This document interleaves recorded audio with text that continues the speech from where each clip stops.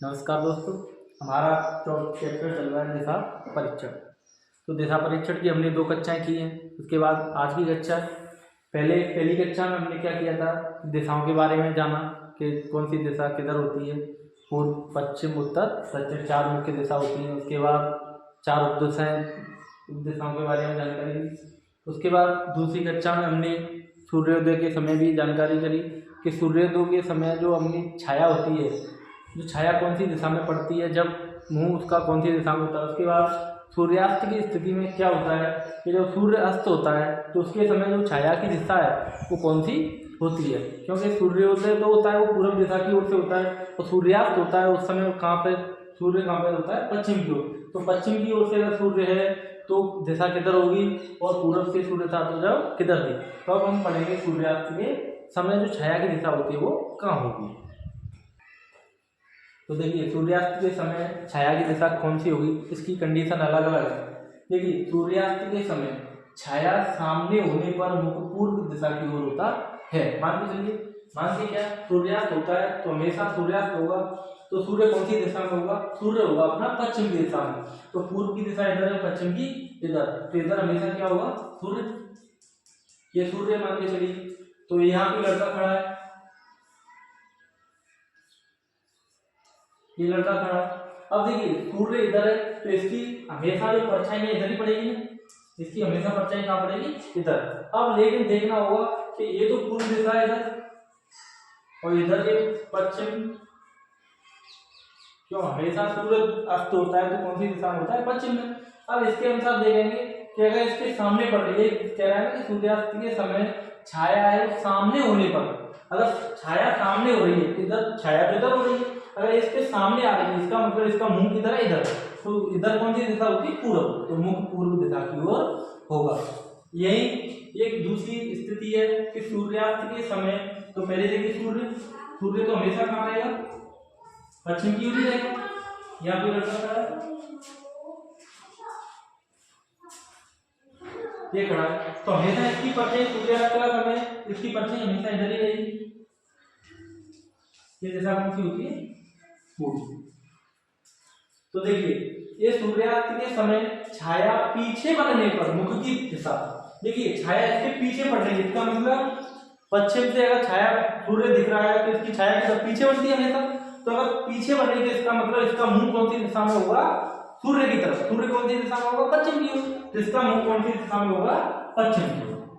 इसका मतलब यहाँ कौन सी दिशा में होगा, पश्चिम की ओर। अब अगली कंडीशन देखेंगे, अगली स्थिति क्या होती है इसकी। अगली तीसरी स्थिति होती है सूर्यास्त के समय, कि सूर्यास्त के समय छाया अगर दाईं ओर होने पर मुख है वो उत्तर दिशा में होता है। जैसे ये सूर्य तो हमेशा कौन सी दिशा में होता है, सूर्य अस्त हमेशा पश्चिम दिशा में होता है। फिर सूर्य इधर कौन सी दिशा होती है, हमेशा पूरब। लेकिन अब ये कह रहा है अगर यहाँ पे लड़का खड़ा है कोई भी, ये मान लो लड़का खड़ा, तो हमेशा सूर्य के इधर ही परछाई तो इधर ही बनती है, क्योंकि तो किसी भी उजाले के सामने हम खड़े होते हैं तो उसके दूसरी विपरीत दिशा में क्या होता है, उसका छाया बनती है। तो इसकी छाया कहाँ आएगी, इधर आएगी, इधर इसकी छाया आ रही है। लेकिन अब कह रहा है कि सूर्यास्त के समय छाया है कौन सी दिशा में पड़ रही है, उसकी दाईं ओर में। अगर मान के चलो ये लड़का खड़ा है तो इसके ये छाया वाला हिस्सा है वो दाएं हाथ में आ रहा है, मतलब ये दायां हाथ है, तो इसका मतलब इसका मुंह किधर है, इसका मुंह कौन सी दिशा में होगा, ऊपर। ऐसे में खड़ा हूं, जब इधर दाएं हाथ आ रहा है तो इस परछाई की कौन सी दिशा में पड़ रही है, दाएं ओर, तो इसका मुंह कौन सी दिशा में होगा, ऊपर, उत्तर की ओर। देख रहा है ना, उत्तर की ओर। अगली स्थिति में अगर सूर्यास्त, ये सूर्य है, सूर्यास्त हो रहा है, ये लड़का है, इसकी परछाई तो हमेशा वही रहेगी, हमेशा सूर्य की विपरीत दिशा में ही रहेगी। ये कौन सी दिशा होती है, पूर्व, इधर, पश्चिम।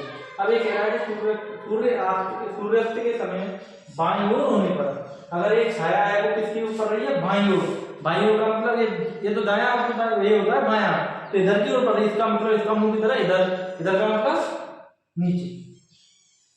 देखिए बाईं ओर पड़ रही थी तो मुंह ऐसे था, क्योंकि दाईं ओर पड़ रही थी तो मुंह किधर था, ऊपर, उत्तर की ओर।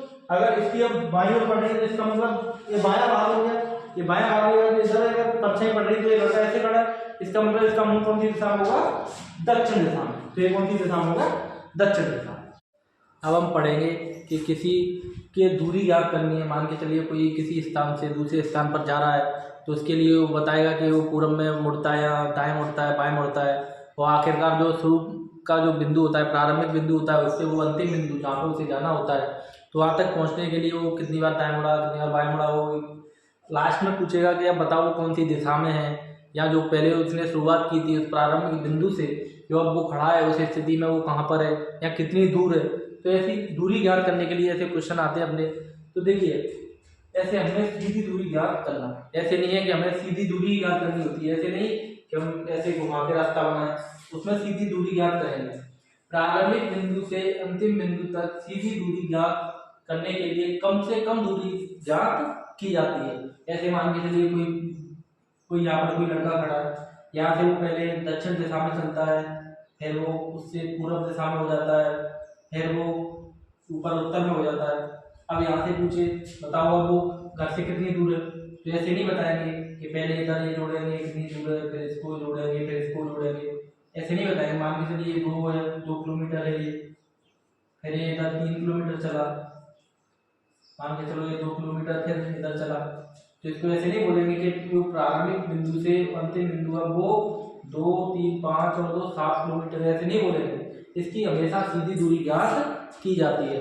अगर ऐसे पूछेंगे ये बिंदु है, प्रारंभिक बिंदु ए से बी बिंदु पर पहुंचने के लिए उसे कितनी दूर चलना पड़ा, तो ऐसे ही बोलेंगे कि अब वो 7 किलोमीटर दूर है, 7 किलोमीटर उसको चलना पड़ा, 2 और 3 5 और 2 7 किलोमीटर वो चल के जब पहुंचा बी बिंदु पर। लेकिन अगर हमें दूरी पूछेगा कि ए बिंदु बी बिंदु से कितनी दूर है, तो हम सीधी दूरी निकालेंगे। जो सीधी दूरी होगी वो क्या होगी, इधर अगर 2 है, इधर भी 2 है, और ये 5 3 है, तो इसका भी कितना होगा 3 होगा। ऐसे नहीं कि इसको जोड़ के निकालेंगे। जिसमें आरेख बनने के पश्चात यदि आमने सामने की 2 भुजाएं समान लंबाई की होती हैं तो शेष 2 भुजाएं भी समान लंबाई की होती है। जैसे इधर ये 2 की थी, इधर ये भी 2 की थी, और इधर ये 3 की है, तो अपने आप ये कितने की निकलेगी 3 किलोमीटर की, क्योंकि ये इसके सामने है, ये दोनों बराबर है, तो ये दोनों भी कैसी होगी बराबर। क्योंकि मैंने पहले भी बताया था कि हम जब भी हम दाएं बाएं घूमेंगे, जब तक हमें डिग्री नहीं दी जाएगी तो हम 90 डिग्री पे घूमेंगे, और 90 डिग्री पे घूमने पर ये कौन सी आकृति बनती है, हमेशा आयताकार आकृति बनेगी। आयताकार आकृति, आयत की आप जानते हो कि आमने सामने की भुजाएं कैसी होती हैं, बराबर होती हैं। तो ये 2 किलोमीटर, ये 2 किलोमीटर, इधर ये 3 था, तो इधर भी कितना बचेगा 3 किलोमीटर।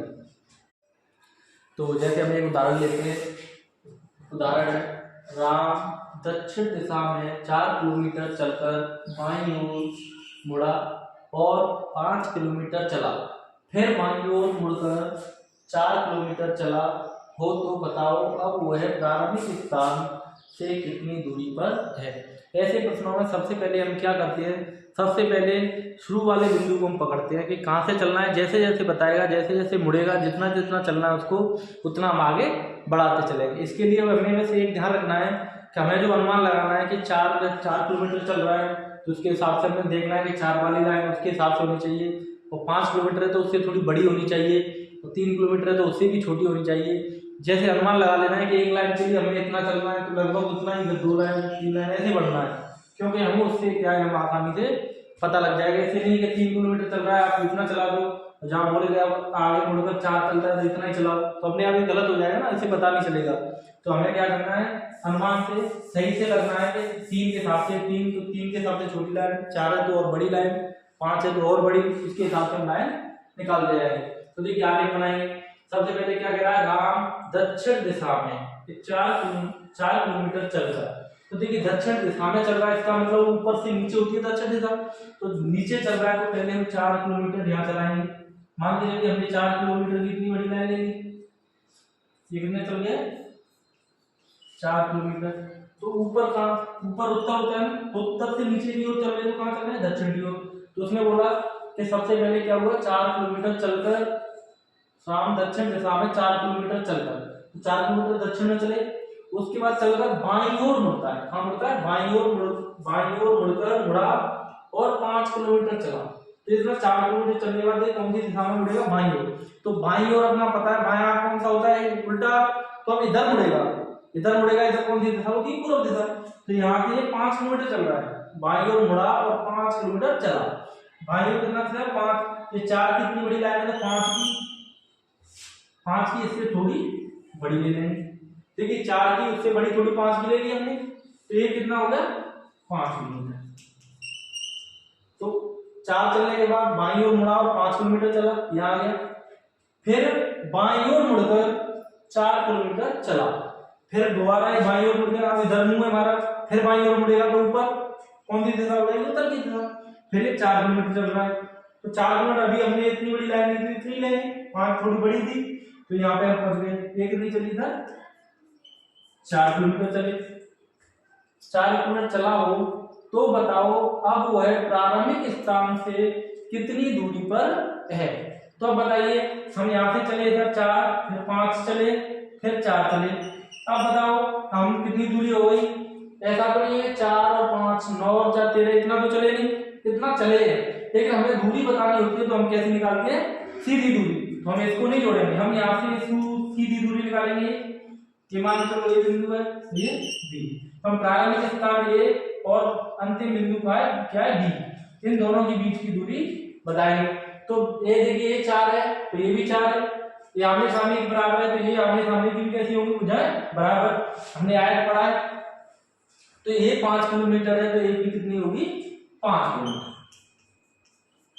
अगर इसी प्रश्न में वो ये पूछता कि प्रारंभिक बिंदु से, ये प्रारंभिक बिंदु है, जो अब वह लड़का है यहाँ कोई भी, वो राम है, राम प्रारंभिक बिंदु के सापेक्ष में कौन सी दिशा में? देखिए पहले इस दिशा में, अब इस दिशा में, तो इसके सापेक्ष का मतलब इसको मैं बिंदु मानकर, मुख्य बिंदु इसको मानकर, ये कौन सी दिशा हो गई? इधर पश्चिम होती है, इधर पूरब होती है, तो इसके एक के सापेक्ष में कौन सी दिशा में होता? पूरब में होता। अगला उदाहरण लेते हैं हम कि एक लड़की दक्षिण की ओर 6 किलोमीटर चलकर बाईं ओर मुड़ी और 13 किलोमीटर चली, फिर बाएं मुड़कर 4 किलोमीटर चली और फिर बाएं मुड़कर 17 किलोमीटर चली तथा उन्हें दाएं मुड़कर 2 किलोमीटर चली हो, तो प्रारंभिक स्थान से अंतिम स्थान की दूरी कितनी है? तो देखिए इसमें हमें क्या करना है, हम शुरू से चलाएंगे, जिस दिशा में जा रहा है उसमें चलते जाएंगे और जितने किलोमीटर चलेगा उसी के हिसाब से हम लाइन बनाएंगे। जो कम चलेगा उसको कम के हिसाब से, जो ज़्यादा दूरी है उसके हिसाब से उसको बड़ी लाइन कर देंगे। उससे क्या हमारा, उससे अनुमान लगता रहेगा कि ये किधर चल रही है। तो देखिए सबसे पहले क्या है कि एक लड़की दक्षिण की ओर 6 किलोमीटर चलेगी। अब मान के चलिए यहाँ पे बिंदु ये ले लिया है ना, ये बिंदु है। सबसे पहले लड़की कहाँ चल रही है? दक्षिण की ओर 6 किलोमीटर चल रही है। मान के चलिए ये यहाँ से 6 किलोमीटर चल रही है, 1 2 3 4 5 6 के लिए हमने इतना ला ले लिया। तो उसके बाद क्या कह रहा है, वो बाईं ओर मुड़ी और 13 किलोमीटर चले। अब यहाँ से दक्षिण चल रही है 6 किलोमीटर, ये क्या हो गया? 6 किलोमीटर। उसके बाद वो बाईं ओर मुड़ी, बाईं ओर कौन सा होता है? अगर कोई दक्षिण की ओर जा रहा है तो बाईं तरफ कौन आता है? पूरब। तो पूरब की ओर वो कितनी चलेगी? 13 किलोमीटर। इससे दोगुनी लगभग, ये 6 तो उससे कितनी दोगुनी हो जाएगी? 12 किलोमीटर, 13 किलोमीटर। तो ये और ये इतना लगभग इतना 13 किलोमीटर हो गई। तो ये कितनी चल गई? 13 किलोमीटर। 13 किलोमीटर चली, फिर बाएं मुड़कर कितना चली? 4 किलोमीटर। देखिए ये लाइन तो 6 किलोमीटर की और अब बाएं मुड़ रही है तो इधर मुड़ेगी ना। अब चलना कितना है? 4 किलोमीटर। तो इस लाइन पर तो हमारा कितना हो रहा है? 6 हो रहा है। इससे थोड़ा कम चलाएंगे यहाँ तक। ये कितना चल गई? 4 किलोमीटर चली और फिर बाएं मुड़कर 17 किलोमीटर चली। फिर बाएं मुड़ना है, यहाँ पहुंच गए, फिर बाएं मुड़ना है। तो बाएं मुड़कर कितना चलना है? 17। अब हमें पता है 13 किलोमीटर तो लंबी है, तो यहाँ से इसको ऐसे सीधी लाएंगे तो 13 किलोमीटर तो यहाँ तक होगी, 13 किलोमीटर हो गई, इसमें इसके सामने की बराबर होगी। तो ये 13 और आगे जाएंगे, इसको 6 जाना। अब 13 इधर और 17 के लिए 4 और चलना पड़ेगा, लगभग तो कितना हो गई?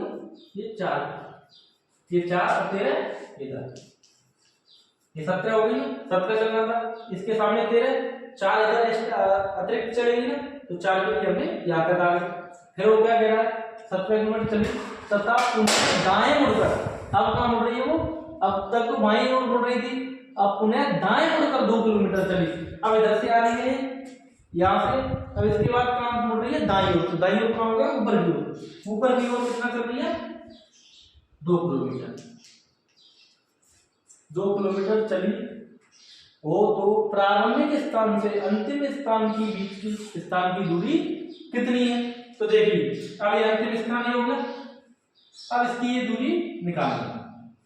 पहली बार तो हमने 6 चलाया, तो 6 किलोमीटर चलाया, उतनी लाइन 6 की बनाई।